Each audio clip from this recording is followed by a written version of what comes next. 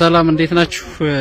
እንግዲህ እናንተም እዚህ ላይ ላናግራችሁ የፈለኩበት አንደኛው ጉዳይ ዛሬ በዚህ ሰዓት በጎንቻ ሲሶነሴ ወረዳ እነገሽ ቀበሌ የድሮን ጥቃት ተከስቶ ጥቃት የደረሰበት ቦታ የግለሰቦች ሱቅ ሆኖ ነው ያገኘሁት። ይሄ ተራውን ያለው ሶስቱም ሱቅ የናንተ መሆኑን እንግዲህ አረጋግጠናልና በምን አጋጣሚ ነበር ይሄ ነገር የተከሰተው? ሲከሰትስ እንዴት ነበረ? እዚህ አካባቢ የነበሩ ሰዎችና የተጎዱ ሰዎችንም አሁን አይተናልና ካንተን ጀምርና ስምክን በመናገር ሰሰራው የነበረው ስላደገውም አንዳንድ ነገሮችን ነገር እስኪ ነበር በራለ መሰራው ናፍታ ችርቻሮ ነው። እስካሁን መሰራው አንድ ቢያንስ 3 አመት አረከሩት ነው። ዛሬው አጋጣሚ ጧት መጥቼ ወጥቼ ተማዲ ነው ይሄ ነገር ክስተት የተከሰተ እና የነበረ ያው እንግዲህ ወደመውን ምን ያህል ንብረት እንደሆነ ገና እስካሁን አላየነው የምታወጣው እናንተ። በአጋጣሚ አንተ ሱቁን ዘግተህ ለሌላ ስራ ወጣ ነበር? አዎ። ኦኬ። ይሄ መናየው ከጀርባ ያለው ነው ያንተ ሱቅ? አዎ፣ ይሄ የምታወጣው ነው። ኦኬ። እሺ፣ አመሰግናለሁ። እስኪ ወደ አንተ እንሂድ አባቴ፣ ከስምህን ጀምርና። ተስፋ ይባላል። መሰራው ሱቅ ነው።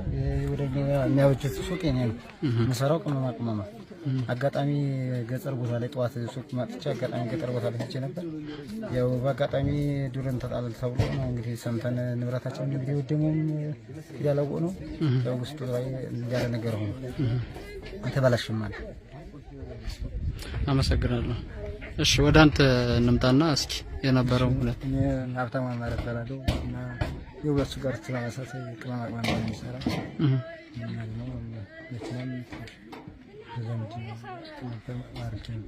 የደረሰውን ኪሳራ አውቀዋል? የንብረት የሰው ገጠር እጅ ነበር። ከዛ የገጠር እንደርኩኝ ተሰማሁት። ከዛ ቤት በመጣ ከቤት እንደገና በመጣ እዚህ ሰው እንደዚህ ነው ወርቱ ነው። ከዛ እንደገና ትንሽ ማኪናውን አጥቻለሁ እንደዚህ ያው እንግዲህ እኛ አጋጣሚ እኔ ወደ ስራ ቦታ ይዣቸው በርኩበት ሰዓት ጧት ማልዳ መጥቼ እኔ ጎረቤቶች እነሱ መተስፊ ሀብቴ አማር ይባላሉ እነሱን አስቸግሬ ይዤ ቦታ ከዛ እዚህ ጓደኞችን ጽኋች ነበሩ ወዳቸው ጓደኞችን አጥቻለሁ። ንብረታቸው ሁላ እንደዛው ወድሟል። እና ይሄ ነው። በምን አጋጣሚ ነበር ንጹሃኖች እዚህ ጋር አሁን የእናንተ የስራ ቦታ ዝግ ነው? በምን አጋጣሚ ነበር እዚህ ላይ ያሉ ንጹሃኖች የተመቱት? ያው አጋጣሚ እዚህ ጥላዋን ብለው ተጠግተው ፀሐይ ነበረ ጥላዋን ብለው ተጠግተው ነው እንደዚህ ጉዳት የደረሰባቸው ድረል ተጡ ነው።